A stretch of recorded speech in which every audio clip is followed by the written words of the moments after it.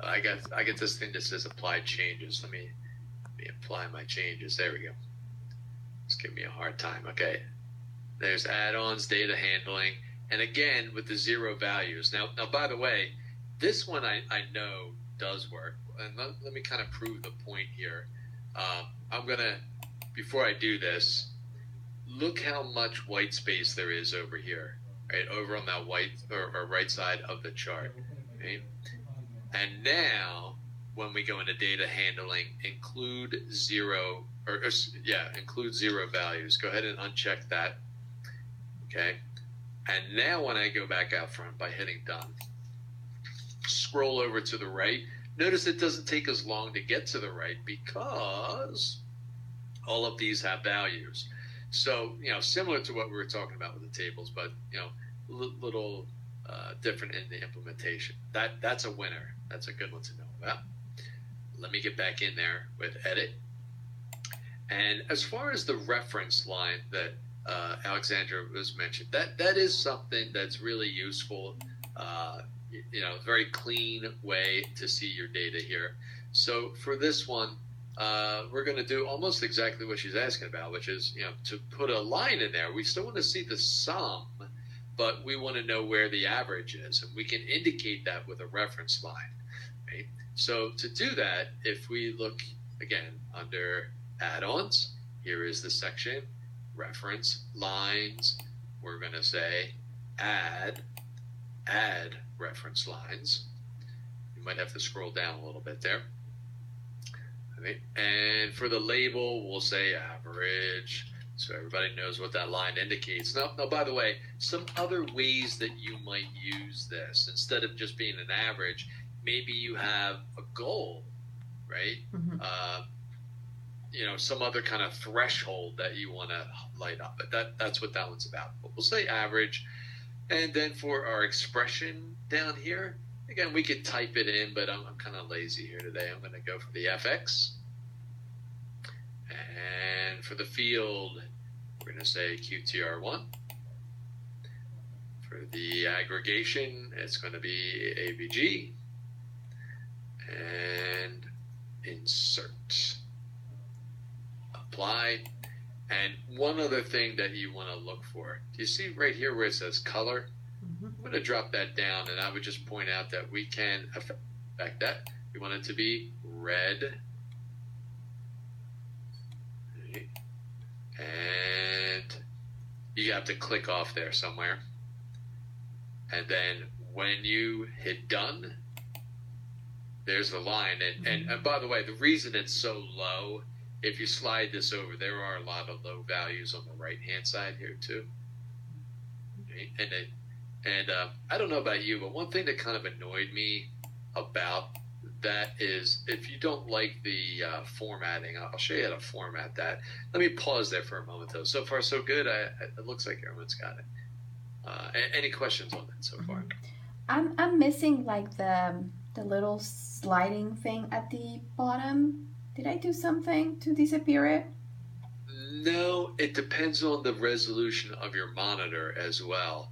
So if your resolution is pretty high, which it looks like it is, it might all fit on the screen. So that's part of that responsive design. If you were on a smaller screen, like a handheld or something like that, then it'll appear. If you don't need it, it goes away, which it's pretty cool. Mm-hmm. Yeah, cool. Pretty good. Thank you. No problem. All right, let me jump out of there. Let me see. I'm in somebody's screen here. Sorry. Let me see. How do I get out of this? All right. Come on. I don't want to mess up your screen. Alexandra, I think I'm in yours here. There we go. Okay. Yep. Sorry for that.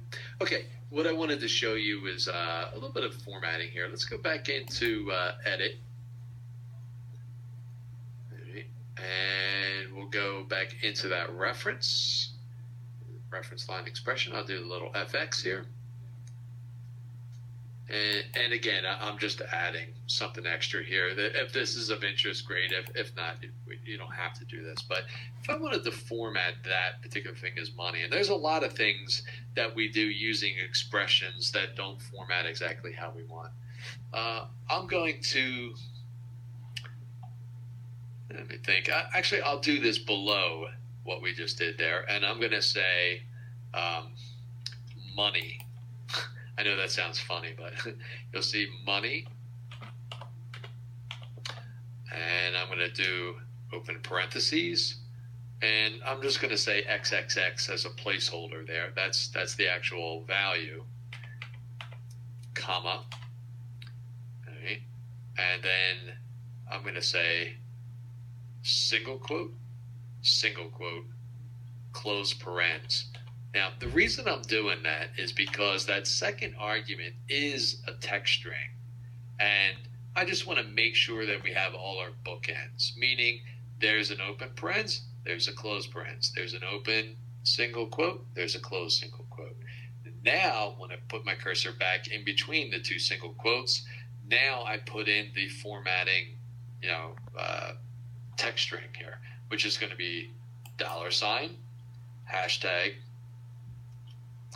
comma, hashtag,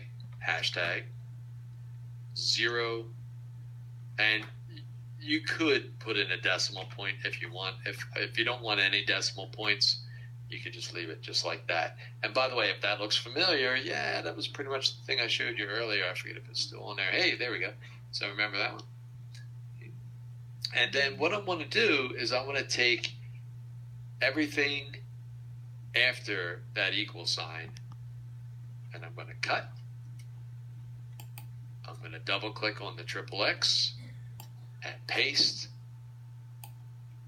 and that's going to format it. You can put all in one line there. Okay. Now, ordinarily, you would just type it out. I'm trying to break it down and explain it one at a time, but just want you to know what's going on there.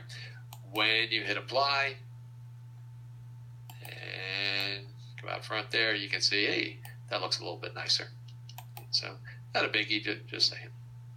All right, and I'll hold up there for a moment. Anybody, any questions on anything that we've seen there so far? All right, next bit that we're looking for here.